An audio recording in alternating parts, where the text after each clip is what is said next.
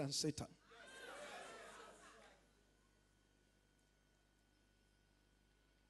Until you say restore, God cannot restore.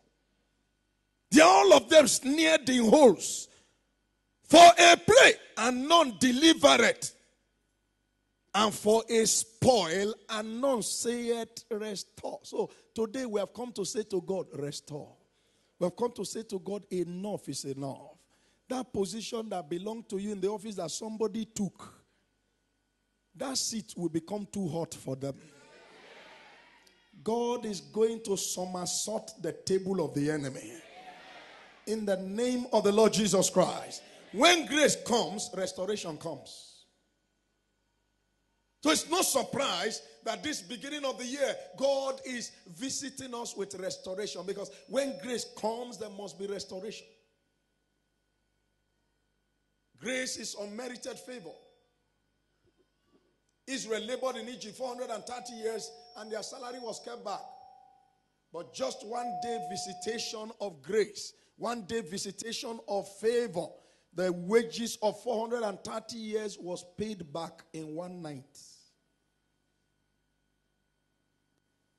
I had read the scriptures and I used to wonder, why did God tell them to go and borrow from their neighbors something they were not going to bring back again?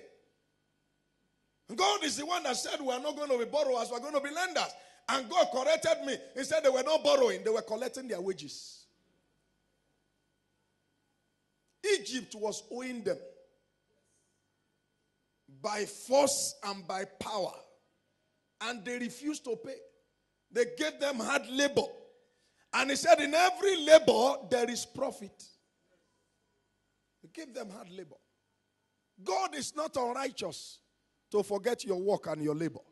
In every labor there is profit. And he said the laborer is worthy of his wages. Everyone that have used you despitefully, they have used you and not paid you for it.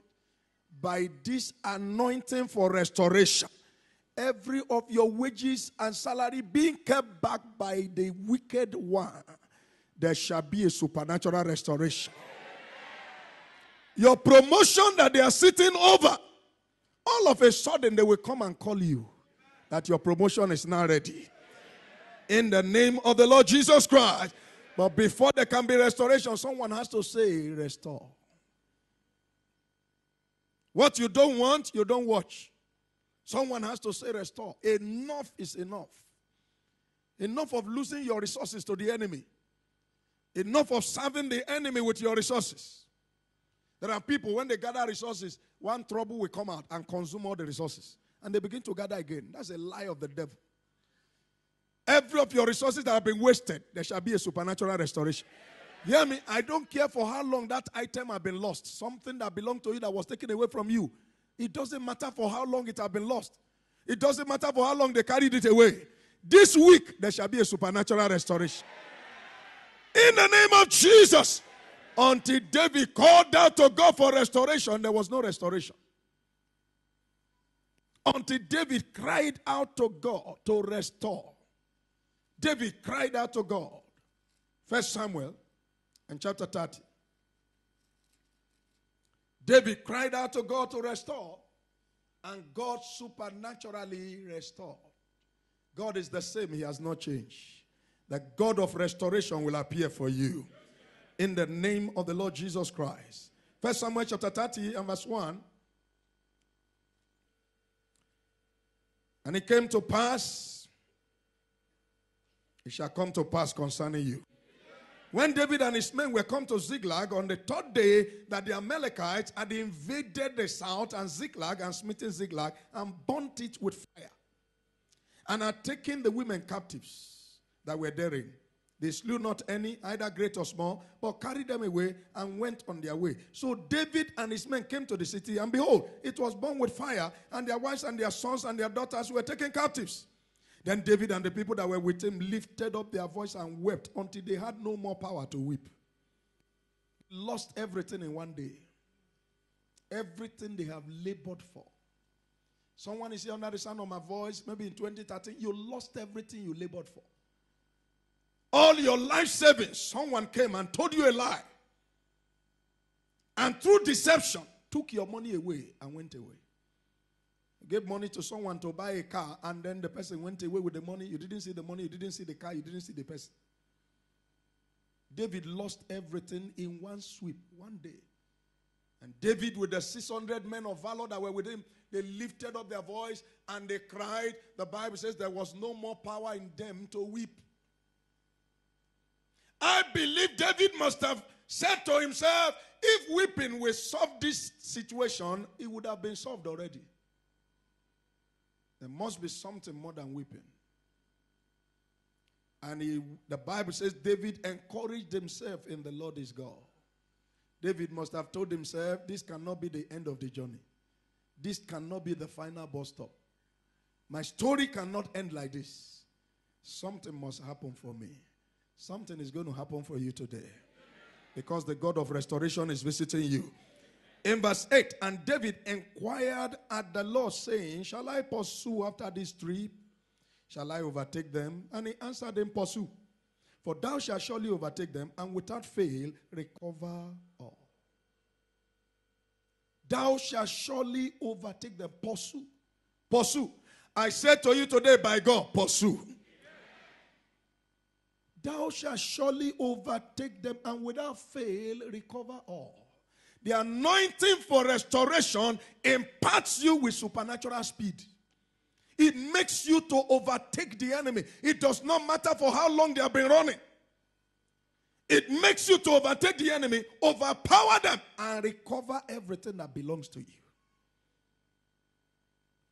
This week, people will come confessing to you the evils they have done to you.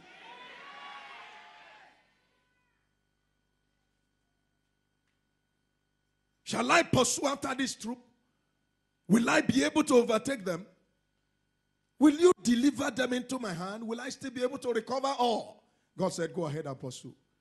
Now, David believed God. He did not know how he was going to recover all. He did not know where the people were. He did not know how he was going to locate them. But he believed God. When God speaks, you better believe him. Just like he's speaking to you today, that is set to bring you supernatural restoration. David did not know how it was going to happen, but he believed God. And he stepped out by faith. And as he stepped out, he saw an Egyptian abandoned in the field. And he said, did you see any of the Amalekites here? The Egyptian said, hey, David, just swear that you will not harm me. And David said, as the Lord my God liveth, no evil will befall you. And the Egyptian, tired, weak, hungry, because he was abandoned by the Amalekites, took David and brought David to where the Amalekites were celebrating and jubilating and rejoicing. Praise God. And David came upon them and began to smite them. God will deliver your enemies into your hand this week. None of them will escape from your hand. In the name of the Lord Jesus Christ. In verse 16, and when he had brought him down, behold, they were spread abroad upon all the earth, eating and drinking and dancing because of all the great spoil that they had taken out of the land of the Philistines and out of the land of Judah. And David smote them. He will smite them. From the twilight even unto the evening of the next day. And there escaped not a man of them, save 400 young men which rode upon camels and fled. And David recovered all. What did David do? I can't hear you. What did David do? What are you doing this week? David recovered all. What God says to one, he says to all. What he does with one is what he can do with all. David recovered all. David recovered all. David recovered all. Whatever ground you have lost to the enemy in 2013, this year 2014, there shall be a supernatural restoration. In the name of Jesus. Verse 19. And there was nothing lacking to them, neither small nor great, neither sons nor daughters, neither spoil nor anything that they had taken to them. David recovered all. You will recover all. I say you will recover all. There are 3 different levels of restoration. You can get a double restoration. Just like Job. The Bible says God gave Job twice as much as he had before. Double. And he said, for your shame, you will receive double. He gave him twice as much as he had before. Everything the devil took from Job, God doubled it. He gave him twice. He gave him twice. So there is double restoration. And also there is sevenfold restoration. He said, when a man steals to satisfy his hunger, he said his soul will be at ease as long as he's not caught. But when he is caught, he will be made to restore sevenfold. And he will pay with all the substance of his house. And the thief of our destiny is Satan the devil. John chapter 10 and verse 10, the thief cometh not but for to steal, to kill, and to destroy. But I am come that they might have life and have it more abundantly. Jesus came to restore life to us. When the thief is caught, and the thief have been caught, it will be made to restore sevenfold. So there is sevenfold restoration. And the third kind of restoration is total restoration. That's the kind David enjoyed here. He recovered all. He didn't lose one pin to the devil. He recovered all. He recovered all. I don't know which type you like. Maybe you want double restoration or sevenfold restoration. But as for me, I'm going for total restoration. He recovered all. He recovered all. Praise God. He recovered all. Someone will recover all. I say someone will recover all. I say someone will recover all. Joel chapter 2. Book of Joel chapter 2. It is the anointing that provokes supernatural restoration. David cried for restoration and God empowered him to pursue and overtake and recover all. This morning, by the anointing coming upon you, you'll be empowered to pursue. You'll be empowered to overtake. You'll be empowered to recover all. In the name of the Lord Jesus Christ.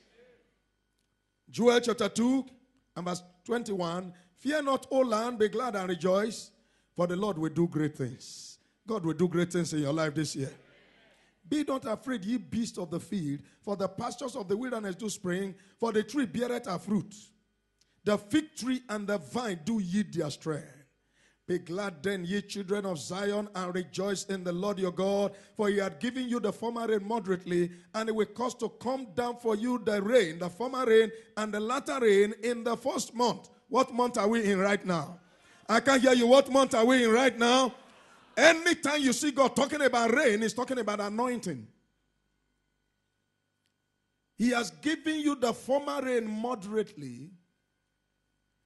But in this first month, it will cause to come down for you the rain. The rain is a combination of the former and the latter rain. Jesus came and he ended the former rain. And the apostles began and they opened up the latter rain. But God said now, in the first month, he said he will give us the rain. A combination of the former rain and the latter rain.